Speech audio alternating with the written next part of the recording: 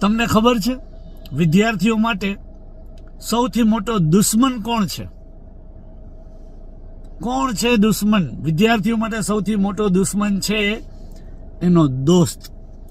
જો એ દોસ્ત એવો હશે કે જે રખડવામાં, ફરવામાં, મજા કરવામાં અને આળસ વૃત્તિવાળો દોસ્ત હશે તો તમારા માટે દુશ્મન છે તમારો દોસ્ત. એને ટાટા બાય બાય કહી દેજો જલ્દી.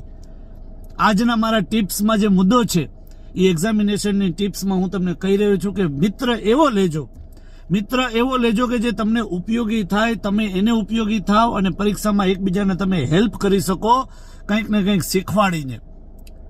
તમને એ ફરવામાં, મજા કરવામાં કે આળસ વૃત્તિમાં ના લઈ જાય ને એવો મિત્ર હોવો જોઈએ. તમે જ્યારે કંઈ પણ ન આવડે તો એકબીજાને પ્રશ્નોત્તરી કરી શકો, પ્રોબ્લેમ સોલ્વ કરી શકો, રાત્રે વાંચવા માટે એકબીજાને જગાડી શકો, એવી હેલ્પ કરી શકો ને એવો મિત્ર હોવો જોઈએ. નહીં કે તમને બગાડવા વાળો, નહીં કે તમને ઊંધા માર્ગે લઈ જવા વાળો.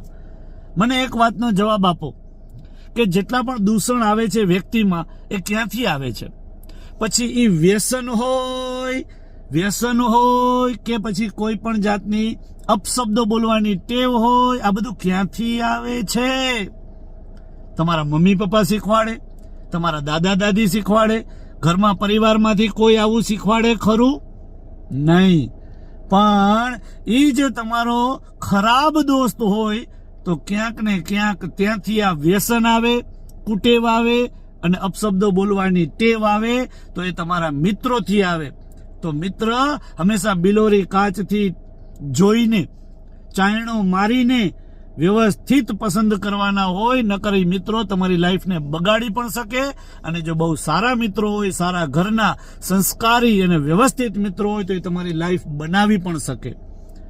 બસ તો મારું એટલું જ કહેવાનું છે કે હવે જ્યારે પરીક્ષાના છેલ્લા દિવસો છે, છેલ્લા મહિનાઓ છે, ત્યારે તમે તમારા મિત્રોના કહેવામાં આવી ન જતા તમારું મગજ વાપરજો.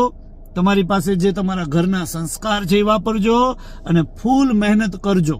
પણ ક્યાંય કોઈ કુટેવમાં, વ્યસનમાં કે ખરાબ વસ્તુમાં આવતા નહીં. નકર તમારી પરીક્ષા બગડશે, તમારી જિંદગી બગડશે, આખી લાઈફ બગડશે.